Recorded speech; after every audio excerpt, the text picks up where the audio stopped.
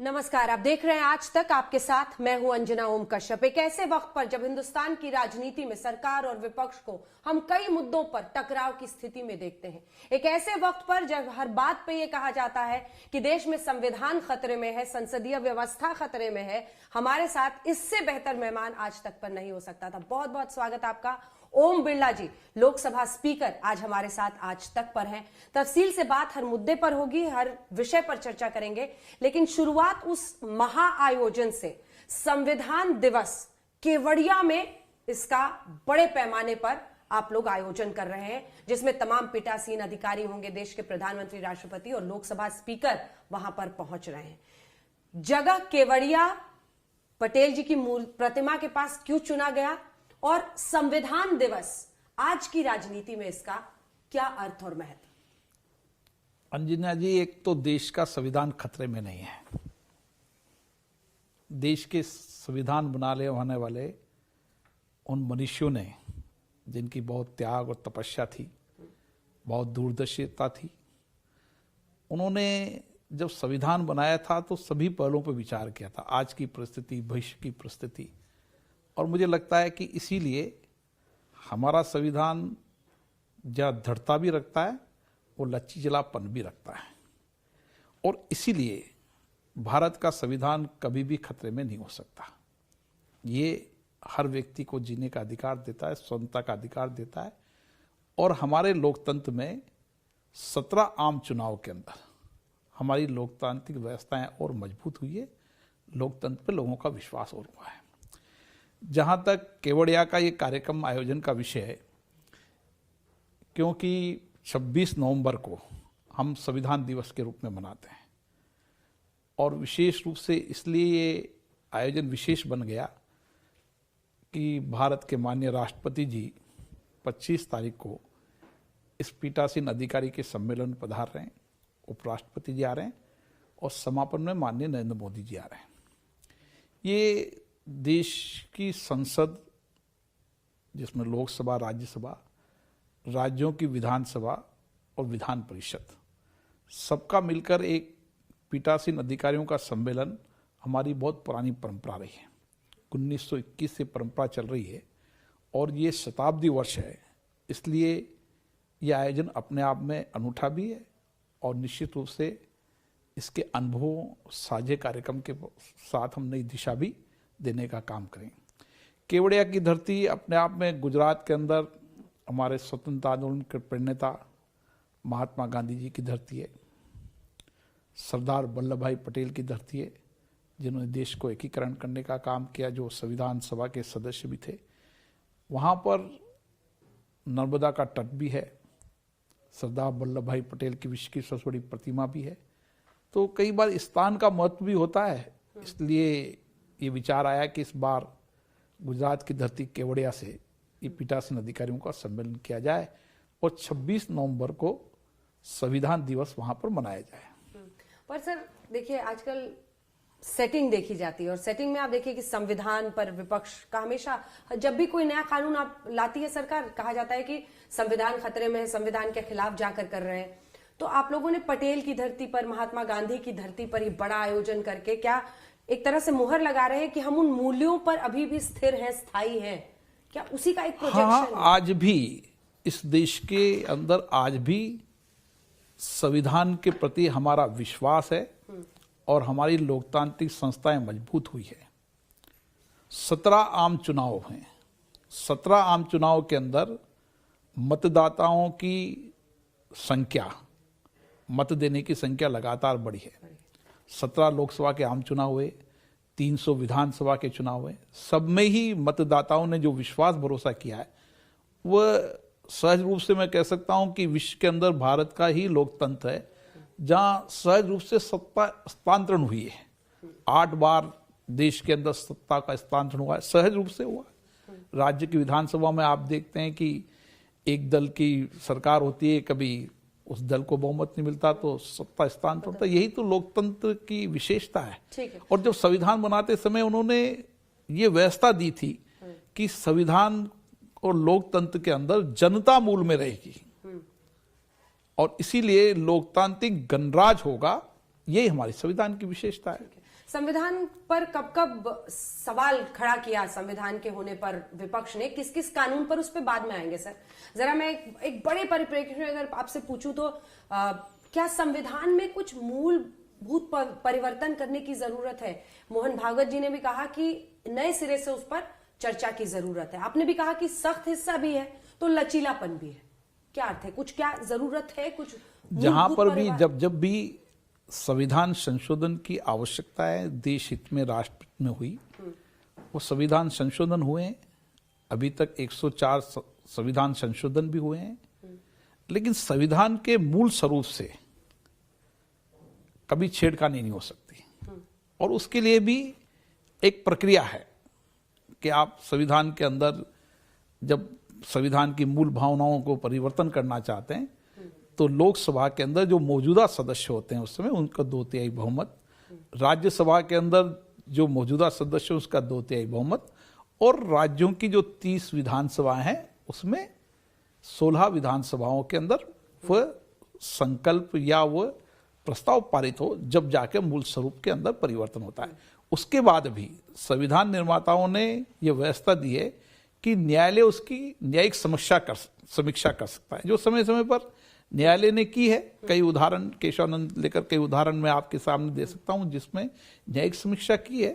तो ये अधिकार, क्योंकि संविधान बनाते समय मनुष्यों ने सब चीजों का ध्यान रखा था, किसी एक सत्ता या एक दल कभी निरंकुश न हो जाए, इसके लिए वैधानिक व्यवस्थाएं की गई है और वो चल रही है। वो चल रही है। लेकिन आपने मूल भावना की बात की, तो अब मैं एक एक करके 3-4 ऐसे कानून पर बात करूंगी सर, जिसको लेकर हमने संसद में जबरदस्त बहस भी देखी, टकराव संसद के बाहर भी देखी। तो सबसे पहले नागरिक संशोधन कानून अपने आप में जैसे तूफान आ गया, क्योंकि विपक्ष का ये कहना था कि आप मूल भावना से ही खिलवाड़ कर रहे हैं। आप माइनॉरिटीज को, देश में जो अल्पसंख्यक हैं उनको टारगेट करके करने के लिए सरकार ये कानून लेकर आ रही है। इसका क्या आप जहां पर आप कस्टोडियन जिसको कहा जाता है, कस्टोडियन हूं, तो मेरा काम ये होता है कि सरकार अगर कोई बिल लाती है, विधेयक लाती है, वो सदन के सामने प्रस्तापित करते हैं, उस पर डिबेट होती है, इंट्रोड्यूस पर डिबेट होती है, क्यों लाए, किस लाए, लीगल तरीके से डिबेट होती है, और उसके बाद फिर उसको पारित होने पर डिबेट होती है। जिस कानून की आप नागरिकता संशोधन विधेयक कानून की बात कर रहे हैं, मैं कह सकता हूं कि संसद के अंदर 7 घंटे 28 मिनट उस पर चर्चा हुई। मुझे लगता है कि 4 घंटे अनुमानित चर्चा होती है, और सभी राजनीतिक दलों का समय बांटते हैं जब ये देखते हैं कि 4-4.5 घंटे में पूरा दिन का समय था। इस पर 3 घंटे अधिक चर्चा हुई। तो हमारा लोकतंत्र का मंदिर की विशेषता है कि आप संवाद करो, चर्चा करो, और बहुमत होती है, वो पारित होता है। लेकिन कोई विधेयक पर चर्चा न हो, संवाद न हो और पारित हो जाए, या नियम प्रक्रिया के खिलाफ पारित हो, जब आप सवाल उठा सकते हैं। मुझे लगता है कि नागरिकता संशोधन विधेयक पर सभी दलों ने अपने विचार रखे, अपनी बात रखी, कानूनन पक्ष पहलू भी रखे। जिन चीजों की आप चर्चा कर रही है उस सदन में उन पक्षों और पहलुओं को भी उन्होंने रखा। लेकिन सदन के अंदर बहुमत जिस दल का होता है, सरकार उस विधेयक को लाती है, वह अगर बहुमत उनके साथ होता है तो पारित हो जाता है। तो एक्स्ट्रा टाइम आप किसको देते हैं सर ज्यादा, सर जिनके पास बहुमत है, या आप विपक्ष को भी देते हैं टाइम? प्रतिपक्ष को भी पूरा समय देते हैं, क्योंकि प्रतिपक्ष की भी महती भूमिका सदन में रहती है। और मेरी कोशिश रहती है कि इस लोकतंत्र की ये विशेषता है कि यहाँ पर संवाद हो, चर्चा हो, सहमति असहमति हमारे लोकतंत्र में होती है, लेकिन प्रतिपक्ष को पर्याप्त समय, पर्याप्त अवसर मिले। कुछ ऐसा एग्जाम्पल मुझे नहीं लगता कि किसी ने ये सवाल पैदा किया हो कि हमें अवसर नहीं दिया। किसी दल ने, एक व्यक्ति भी, एक दल का व्यक्ति था, उसको भी मैंने मौका दिया। जिन सब पे असाउद्दीन ओवैसी जी ने लंबे जितना समय था उनसे ज्यादा बोले। उनके 2 सदस्य हैं, एक दल के कई मान्य सदस्य थे, उनको भी हमने पर्याप्त समय अवसर दिया। सभी राजनीतिक दलों को समय आवंटन किया जाता है और सबको पर्याप्त समय, पर्याप्त अवसर दिया, क्योंकि सदन में चर्चा होना ही चाहिए। यही तो हमारे लोकतंत्र की विशेषता है। और सहमति असहमति के लिए सहमति असहमति एक सिर्फ 3 सीए ही नहीं है सर, ट्रिपल तलाक बिल, इसको लेकर भी ये बवाल हुआ था कि क्या इस कानून के जरिए सरकार सिर्फ एक माइनॉरिटीज को टारगेट कर रही है, ये संविधान की मूल भावना के खिलाफ है, तब भी ये सवाल उठा। मुझे लगता है कि 3 तलाक बिलों पर ऐसी डिबेट तो नहीं हुई कि ये मूल संविधान के खिलाफ है। चर्चा हुई, अपना पक्ष सभी दलों ने रखा, मत विभाजन की स्थिति हुई तो मत विभाजन भी हुआ। 6 घंटे 28 मिनट इस पर भी चर्चा हुई, एक लंबे समय चर्चा हुई। कुछ दल पक्ष में थे, कुछ विरोध में थे, वो उनकी अपनी अपनी राजनीतिक विचारधारा है। कोई पर्सनली शिकायत करता है सर आपसे कि मुझे थोड़ा एक्स्ट्रा टाइम दे दीजिएगा, कोई अलग से कुछ आते मुझे जब भी कोई कहता है कि मुझे ऐसे महत्वपूर्ण विषय पर बोलना है, मैं उनको पर्याप्त समय पर्याप्त अवसर देता हूं। मेरी हमेशा कोशिश रहती है कि क्योंकि वह लाखों लोगों को रिप्रेजेंट करते हैं, इसलिए संसद उनके लिए लोकतंत्र का मंदिर भी है और उनके लिए उनको चुनकर यहाँ पर भेजा है अपनी बात करने की, जनता की अभिव्यक्ति करने की, इसलिए उनको पर्याप्त समय पर्याप्त अवसर मिलना चाहिए। और मैंने कोशिश की कि इस पर पर्याप्त समय पर्याप्त अवसर मिले। अब सर आते हैं अनुच्छेद 370 पर, इसका हटाया जाना, क्योंकि इस बार जब चाहे वो डेवलपमेंट काउंसिल के चुनाव वहां पर हो रहे हैं जम्मू कश्मीर या कहीं भी, ये जितनी भी ऑपोजिशन की पार्टियां हैं, विपक्ष के जो राजनीतिक दल हैं, वो ये कह रहे हैं कि हम सरकार ने जो उठाया है उसको हम रिपील करेंगे, मतलब हम फिर से अनुच्छेद 370 स्थापित करेंगे। क्या ये मुमकिन है संविधान के तहत? क्या उनकी जो ये चुनावी प्लैंक है उसमें दम है? अब ये तो वो राजनीतिक दल जाने कि वो रिपील हो सकता है नहीं हो सकता, लेकिन मेरी जितनी जानकारी है, मैंने इस विधेयक पर पूर्णतः चर्चा कराई। 8 घंटे 22 मिनट इस पर चर्चा हुई और चर्चा होने के बाद मत विभाजन हुआ और मत विभाजन के बाद जो संकल्प पारित हुआ वो देश की जनता के सामने है। इसलिए रिपील होना चाहिए, कानून बदल देंगे, धाराएं बदल देंगे, ये राजनीतिक दल अपनी अपनी विचारधारा है, क्या बोलता है, मैं इसमें विवाद में नहीं पड़ा। मैं तो सदन चलाते समय मैंने कोशिश की कि एक महत्वपूर्ण संकल्प है, जब पारित करते समय सभी राजनीतिक दलों को पर्याप्त समय पर्याप्त अवसर देना चाहिए, क्योंकि मत विभाजन उनका अधिकार था, इसलिए मत विभाजन भी हुआ। इसलिए मत विभाजन के अंदर जो दल जीता, प्रस्ताव लेकर आया, उन्होंने इसको पारित कराया। स्पीकर के रूप में एक न्यूट्रल भूमिका आपकी है, लेकिन सर इसमें इस मुद्दे पर इसलिए भी आरोप लगा क्योंकि जिस सिचुएशन में इसे पास कराया गया उस वक्त प्रेसिडेंट रूल लगा हुआ था जम्मू कश्मीर में। उन्होंने कहा इस पर असेंबली तो जम्मू कश्मीर की बैठी नहीं, वहां पर कोई प्रस्ताव पारित नहीं हुआ, तो उस पूरे प्रक्रिया पर ही एक सवाल खड़ा। आपने कहा जो कानूनी रूप से इस पर भी चर्चा हुई, इस कानूनी पहल पर भी चर्चा हुई कि ये किस तरीके से राष्ट्रपति शासन लग रहा है और ये अधिकार संसद को है या नहीं, इन सारे चीजों पर कानूनी रूप से चर्चा हुई।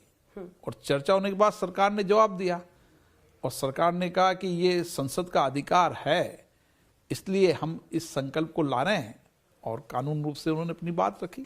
अब आते हैं जरा स्टेट और सेंटर सबके रिश्तों पर, क्योंकि हिंदुस्तान के संविधान की जो मूल भावना है उसमें यह भी है कि दोनों के रिश्ते कैसे अपने अपने सबका काम बटा हुआ है, किसको क्या करना है, लेकिन टकराव होती रहती है। ममता बनर्जी वहां तलवार खींची रहती हैं, यहाँ पर महाराष्ट्र में अलग चुनौती है, अलग अलग राज्यों में जहां बीजेपी शासन नहीं है।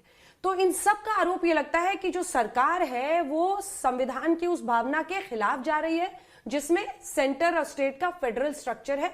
सेंटर जो है वो किसी ना किसी तरीके से दबाना चाहती है राज्यों को, उनके काम को।